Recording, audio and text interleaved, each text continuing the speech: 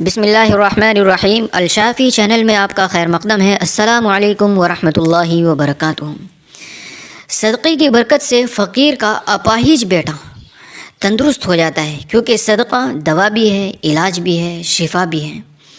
ایک شخص جو کہ جنگل بیابان کے اندر رہا کرتا تھا، اس کے یہاں ایک بیٹا جو کہ اپاہج تھا، لنگڑا تھا، پیروں سے معذور تھا، چل نہیں سکتا تھا۔ تو یہ شخص ہمیشہ اس کے لیے دعائیں کیا کرتا تھا کہ اللہ پاک میرے بیٹے کو تندرستی عطا فرما دے، صحت عطا فرما دے، اس کی معذوری کو ختم فرما دے۔ اتفاقاً ایک دن ایسا ہوا کہ چوروں کی ایک جماعت جو چوری کرنے کے لیے نکلی تھی، رات میں چوری کا پروگرام بنایا ہوا تھا، لیکن ٹھہرنے کے لیے کسی جگہ کی ضرورت تھی۔ اس شخص کے دروازے پر آ کر دستک دی، دروازہ کھولا گیا۔ شخص نے بولا کہ آپ لوگ کون؟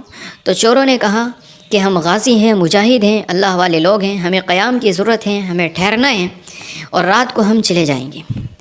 تو اس شخص نے اپنی بیوی سے مشورہ کیا۔ بیوی نے کہا کہ استقبال کیجئے، یہ ہماری خوش نصیبی ہے کہ اللہ والے لوگ ہمارے دروازے پر آئیں۔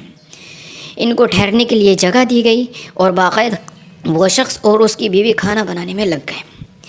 دونوں نے مل کر کھانا بنایا اور یہ غازیوں کی جماعت جو کہ اصل میں چوروں کی جماعت تھی، ان کے ہاتھ دھلوائے اور جو ہاتھوں کا دھلا ہوا پانی تھا اس کو اکٹھا کر کے انہوں نے باقاعدہ رکھ لیا۔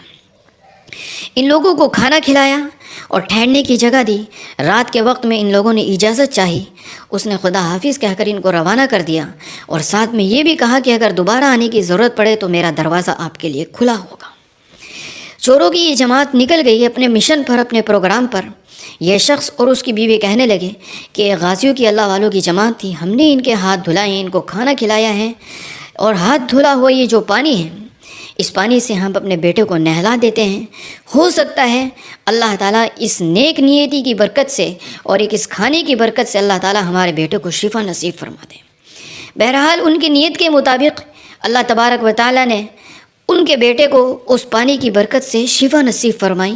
دونوں میاں بیوی نے وہ پانی اپنے بیٹے کی ٹانگوں کے اوپر بہایا اور جیسے وہ پانی بہا رہے تھے تو ٹانگوں میں جان پڑنا شروع ہو گئی، یہاں تک کہ پانی ختم ہونے سے پہلے ہی وہ بیٹا اپنی ٹانگوں کے اوپر کھڑا ہو گیا، تندرست ہو گیا۔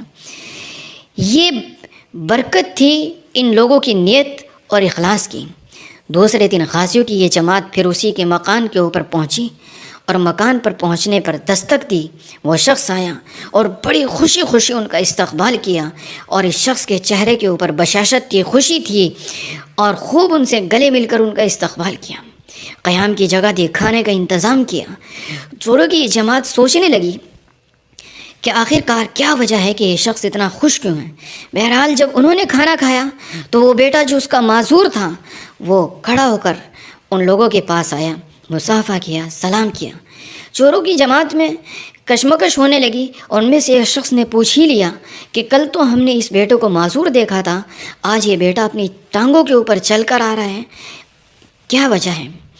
تو اس شخص نے کہا یہ تو آپ لوگوں کی برکت ہے کہ آپ لوگوں کے ہاتھ میں جو دھلا رہا ہوں اسی پانی سے میں اپنے بیٹے کو نہلا رہا ہوں، جس کی برکت سے اللہ تعالیٰ نے میرے بیٹوں کو شفا نصیب فرمائی۔